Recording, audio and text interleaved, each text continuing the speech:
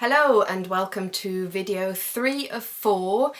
Today we'll be talking about how to work with organisations in the art world. My name is Josephine Reichert. I'm the Artistic Director of Ort Gallery. A quick audio description of myself. I'm a white woman in my 30s. I'm wearing a red t-shirt and a very brightly coloured cardigan with oranges and grey and whites and pinks. I've got blondie browny hair that is shoulder length and half of it is up in a ponytail, and I'm also wearing some large brown wooden hoops. A quick disclaimer, today's video is based on my own experience and Ort Gallery's experience of working with artists, and it's obviously not an exhaustive list, but hopefully it will give you a lot of insight into how to approach organisations and how to work with them in the first place. This video series is funded by Arts Council England, so we'd like to thank them for supporting this work. Right, so I'm going to get straight in. How can you work with an organisation as an artist? Number one, you can apply to a vacancy. So organisations put vacancies out, and obviously, depending on the size of the organisation, they will have small teams up to, hundreds of people that they work with, who they employ. These are fairly straightforward methods, like in many other industries. You apply through a job description, send in your CV if requested and a personal statement, and then you get invited for an interview. If you have no experience of working with an organisation, it's obviously difficult to get a job if you have very little on your CV. So lots of artists start by working in organisations as gallery assistants, so they invigilate the space, or they might do front of house work, they work in the catering department. So essentially sort of entry-level jobs. And there's obviously nothing wrong with that, and there's also nothing wrong with doing that all your life, just as a side note. But I know from sort of looking around me in Birmingham how a lot of artists sort of get in. That is a good way of getting into an organisation, because it allows you to sort of get fairly simple access into the organisation, and then once you're in, you can meet everybody in the team, all the way up to CEO. It is much easier to sort of speak to people, meet people. Obviously, working as in the front of house or in the shop or in the galleries looking after the artwork doesn't necessarily mean that you have sort of a gateway into getting jobs further down the line. However, it does mean that you meet everybody, you meet curators, you meet artists, you meet international people. Really, you can meet a lot of people that way. However, it can give you an insight into what it's like to work in the arts industry, and also give you some work experience, and also just open your eyes as to what you maybe actually want to do, which job is the right one for you, which one you don't want, or also maybe you don't want to work in in the arts organisation that you're currently working for at all, and it's just a side hustle to sort of complement your income as a practicing artist. Number 2, you can of course volunteer for organisations. I've already mentioned this in video number 2, and I'll just very quickly go through it again. There is a very fine line between an opportunity and exploitation, and volunteering is sort of like the thin ice. So for yourself, you have to protect yourself, you have to make sure that you can afford this opportunity, and also that you have a goal in mind when you offer volunteering work to an organisation or take up the opportunity. Please also make sure that you don't go into an illegal contract. So organisations have to pay you if you're doing a job that they should be paying for. So for example, if they ask you to run their Instagram account, they should be paying for that. So it wouldn't be legal to do that voluntarily, unless there are sort of specific reasons for why that's happening. So if you're not sure whether it is a legal setup that you've a contract that you've signed, or a situation that you ended up in, I will leave some links in the description box on how to find out whether what you are doing is legal, and if it isn't, how to proceed. Because it's really important to know your rights and to stand up for them as well. Not all organisations will intend to exploit. Sometimes things slip through the net, so there's different reasons for why things happen. However, volunteering, just like taking up a vacancy, can be a really good way of boosting your CV, getting work experience, getting into an organisation in the first place, and sort of being there. Of course, placements are a really good way doing this in a much more concise way. So placements are usually like a week long or 2 weeks long, and they tend to be for people at a specific stage. So they're just about to finish school, they're just about to finish college, etc. So it's worth looking at whether your school or your college offers this, or if not, you can also just, go to an organisation and ask for a placement. But what's good about a 1 week or 2 week placement is that the organisation will have more of an onus to actually give you a full picture in that short amount of time, rather than you being there for months and months without really progressing, I guess.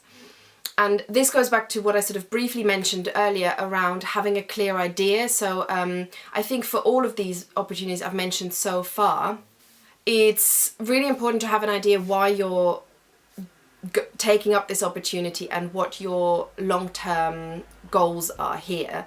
So, you might say, well, I'm going to do this for a year and then I want to move on to the next rung on my imaginary career ladder. Or it could be that, it's really important for you to actually gain the experience, like literally be in the organisation, see how people work, how it all unfolds behind the scenes. And once you feel like you've got a good grasp of that, you want to move on. So whatever it is, I think have something in mind, and also have a time frame in mind of when you want to move on from that position.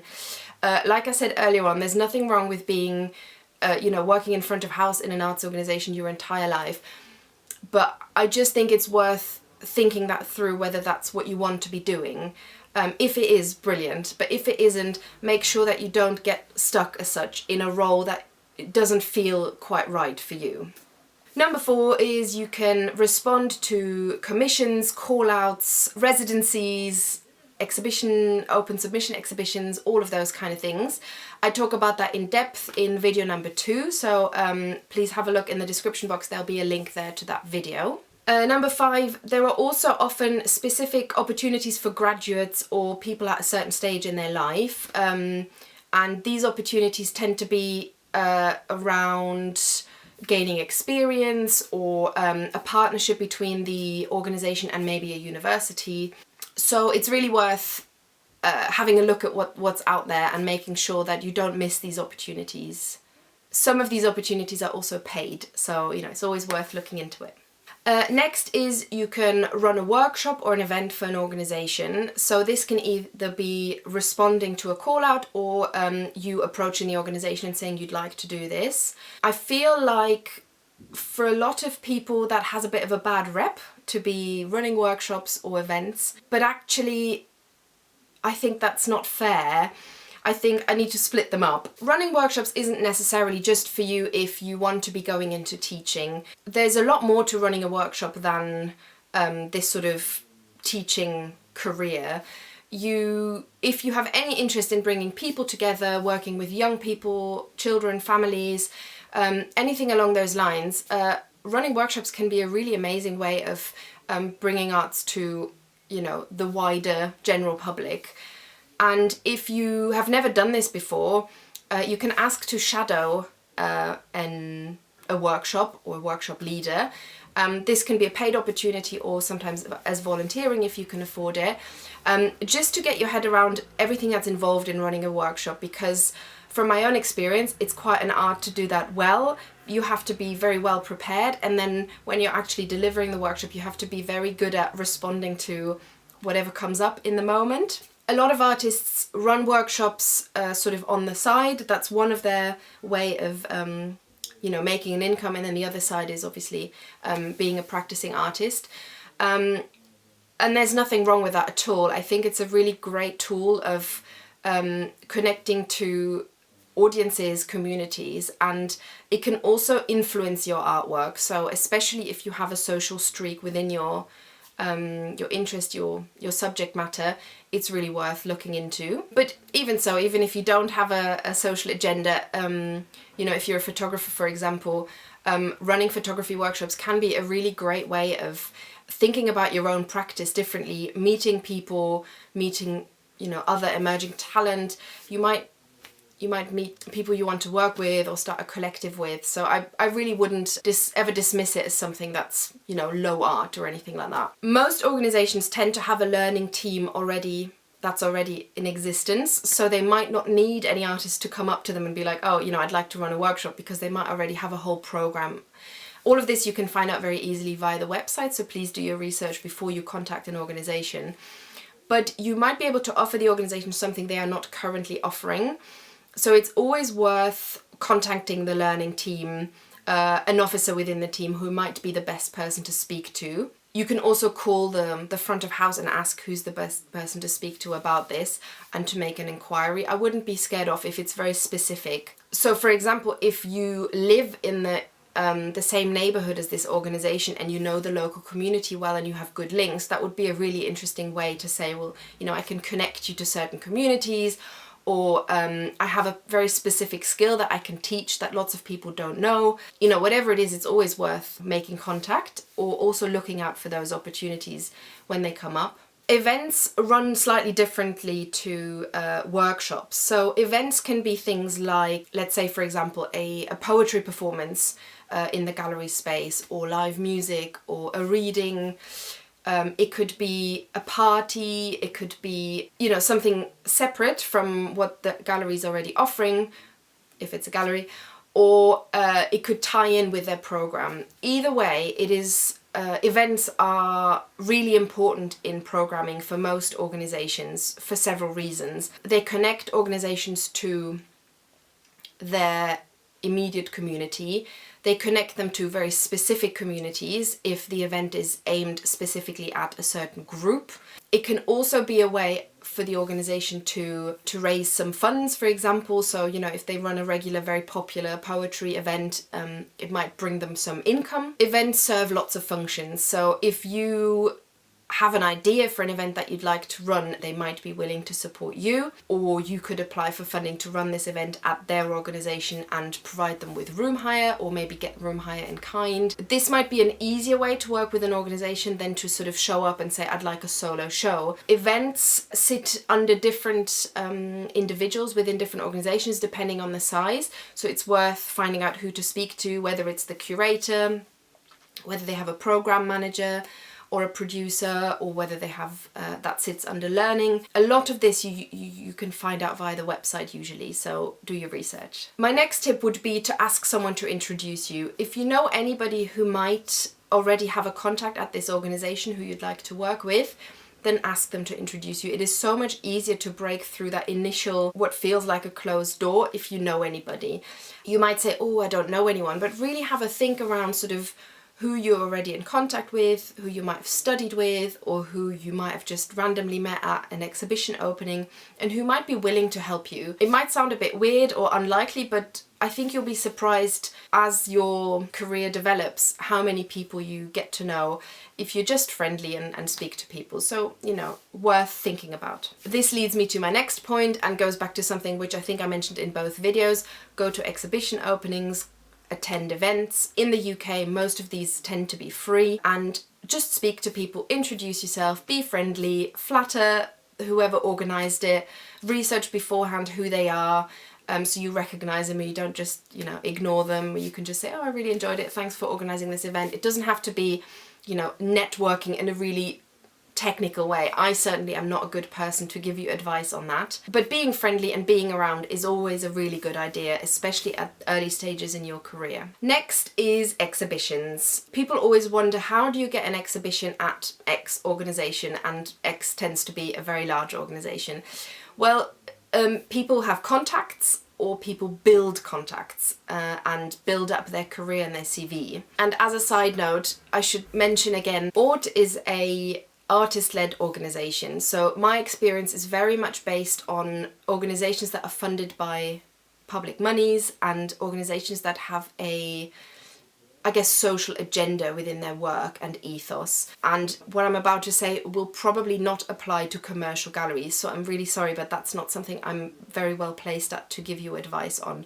So if that's something that you're really interested in, selling your work, then you'll have to find a different video, sorry. But if you want to work with an organisation that has a social agenda, that is funded by you know, Arts Council and other trusts and foundations, then you can, you know, through clever planning and contact making, you can get exhibitions even as an emerging artist at very large organisations. And I'm telling you this from experience. Even over the last year, I've seen this happen over and over. Artists who a year or two ago, no one had heard of them, are now showing at large local organisations here in the West Midlands. So it's possible. So how do you do this? Firstly, have a plan in place. Which organisations are you interested in working with? Why? Who are they? Who are the curators that work there and other producers and programmers? Is there something you can find out on LinkedIn or Facebook or Twitter? Follow these people. Make sure that you know who they are, what they're interested in. Have a clear idea of why you respect someone, why you look up to someone, not just because they are in the position they're in, but maybe because they're a woman or they come from a marginalised community. Maybe they come from the same community as you, or maybe they have made it against the odds, you know, like whatever it is, be very clear in your head around why you are interested in individuals and organisations and why you want to pursue them specifically. You don't have to necessarily tell them this, but just make it quite clear in your head why you're doing what you're doing. So then once you've got a sort of 10-year plan in place of where you would like to get to, you can break it down into smaller chunks of where you need to get to in the meantime. So there are small organisations, there are medium organisations, then there are very large organisations.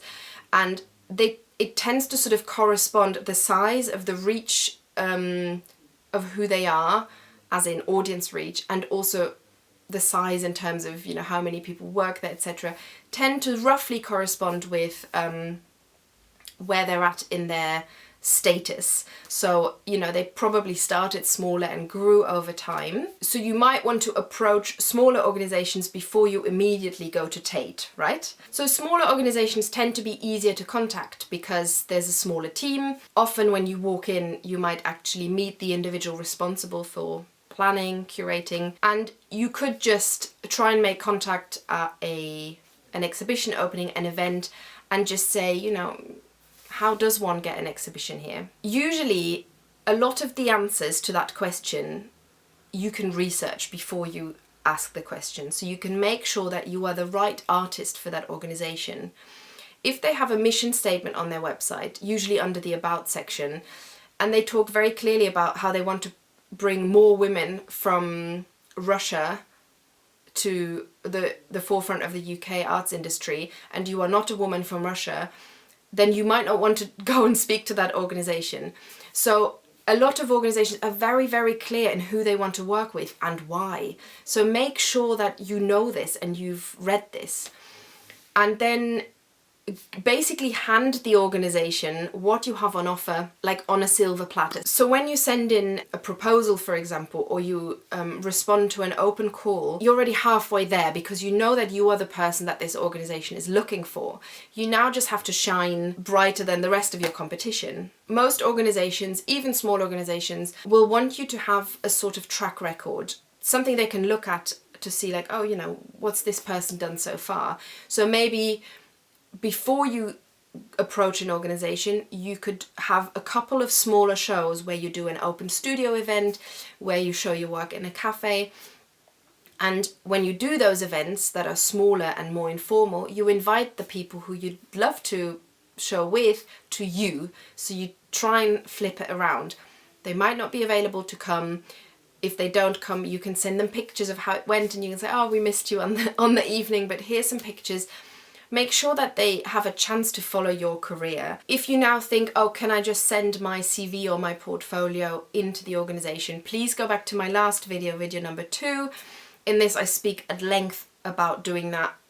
Rule of thumb, don't do it. But there are a few exceptions of organisations who do accept unsolicited proposals. Ort is one of them. But of course, before you do it, make sure you really know why you're sending it to this organisation. Something I mentioned in the last video as well is you can do your own fundraising, and this can be done via the Arts Council or other trusts and foundations who support individuals. When I get an exhibition inquiry at Ort and the individual says they're willing to fundraise for their own exhibition, it takes a huge chunk of work and pressure off me because when people come to me and say I don't have any money behind me, I then have to find that money. So not only does the exhibition and the artist have to come up with a really brilliant idea, well thought out proposal, I also have to think which funder might be prepared to fund this work. If somebody says, well, I've already sent the funding bid off, or I'd like to send it off soon and I'd like to write you in it, that's a whole other board game, because essentially they come in similar to a room hire. They're willing to bring money along with it. So it is worth to think about, because all organisations, no matter how big, have to raise huge targets, huge amounts of money, and you're helping with that essentially. And it can be easier for you as an individual to raise these funds because you've never applied for funding before, for example, whereas for organisations they can only apply so often to a funder. Of course, don't just send off the funding bid and mention, or I will show at Ort Gallery, without ever having spoken to us before. Always make sure that you contact the organisation before you send off the bid. The last thing I want to mention in how to work with organisations is working with curators or producers. So rather than contacting the organisation, the curator or producer will do this for you and essentially be a kind of middleman. I will be talking at length in the next video on how to become a curator and also how to work with curators if you're an artist. So stay tuned for that. The link for that video will already be down below in the description box, or there'll be a date on when that video goes live. If I've forgotten to mention anything or you have any questions, please leave a comment down below or email me. I'll be leaving my email as before in the description box. Thank you so much for watching today, and thanks again to Arts Council for supporting this. Bye bye!